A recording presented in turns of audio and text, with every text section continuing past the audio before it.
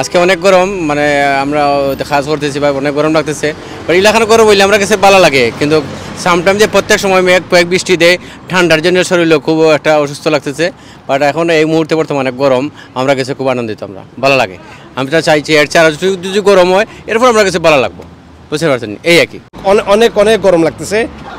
আমাদের dress up দেখে তো বুঝতেছেন, গরমে ফুল ট্রাউজারের সাথে আমরা স্যান্ডেল পরে মোজা পরে বেরোইছি। তবে এই গরমটা ভালো লাগতেছে, কারণ অনেকদিন ঠান্ডার পরে হঠাৎ করে গরমটা আসছে, খুব ভালো লাগতেছে। ইংল্যান্ডবাসীরা এই গরমটাকে খুব এনজয় করে, যতই গরম হোক, 30-40 ডিগ্রি হোক, ইন্ডিয়ানবাসীরা আসলে যেহেতু শীতপ্রধান দেশ, এটা অনেক এনজয় করে। সবাই ফ্যামিলি নিয়ে সবাই বাইরে যায়, ঘুরতে যায়, সিসারে যায়, খুবই ভালো। এই গরমটা ভালো লাগে, সহ্য করতে না পারলেও খুব ভালো লাগে। প্রচণ্ড গরমে অতিষ্ঠ হয়ে পড়েছে যুক্তরাজ্যের মানুষ।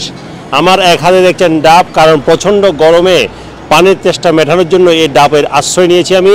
এরকম অনেকেই তৃষ্ণা মেটাতে ডাব কিংবা আখের রস পান করছেন।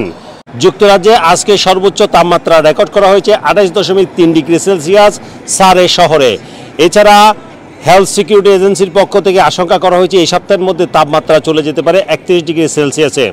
এছাড়া গত সোমবার সকাল থেকে বৃহস্পতিবার 5টা পর্যন্ত হেলথ সিকিউরিটি এজেন্সির পক্ষ থেকে হিট ওয়েদার সতর্কবার্তা দেওয়া হয়েছে। লোকজনকে সতর্ক থাকার জন্য অনুরোধ করা যাচ্ছে, বেশি বেশি করে পানি খাওয়ার জন্য অনুরোধ করা যাচ্ছে। এছাড়া স্কুলগুলো থেকেও সতর্কবার্তা দেওয়া হয়েছে অভিভাবকদের, তাদেরকে বলা হয়েছে সন্তানদের যেন ঠান্ডার মধ্যে যতটুকু সম্ভব রাখার চেষ্টা করা হয় এবং সবসময় যাতে পানি রাখা হয়, সন্তানদের যেন কোনো ধরনের জ্যাকেট পরানো না হয়। আমি আছি এখন ব্যস্ততম গ্রিন স্ট্রিটে, আবার পাশে দেখছেন রাস্তা পুরো ফাঁকা, কারণ লোকজন তেমন ঘর থেকে বের হচ্ছেন না।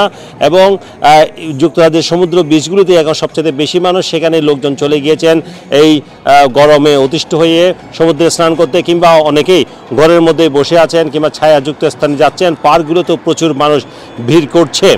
এবং এই যে তাপমাত্রা, তবে এটি এক সপ্তাহের বেশি যে থাকবে তা কিন্তু নয়। হেলথ সিকিউরিটি এজেন্সির পক্ষ থেকে বলা হচ্ছে 1 সপ্তাহ কিংবা তার চেয়ে হয়তো বা 2 সপ্তাহ থাকতে পারে, এরপরে কিন্তু আবার ঠান্ডা শুরু হয়ে যেতে পারে।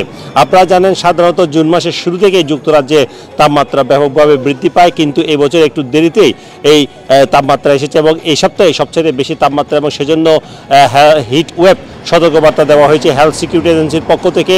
পাশাপাশি বলা হচ্ছে লন্ডনে অবশ্য তাপমাত্রা ছিল 28 ডিগ্রির নিচে এবং অ্যাবারডিনশায়ারে ছিল 27 ডিগ্রির নিচে।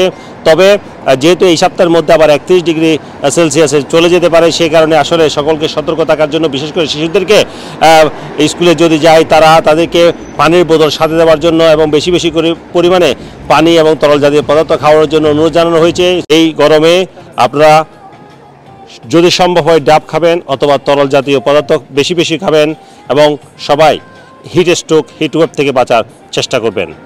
Sarwar Hossain, top news, London.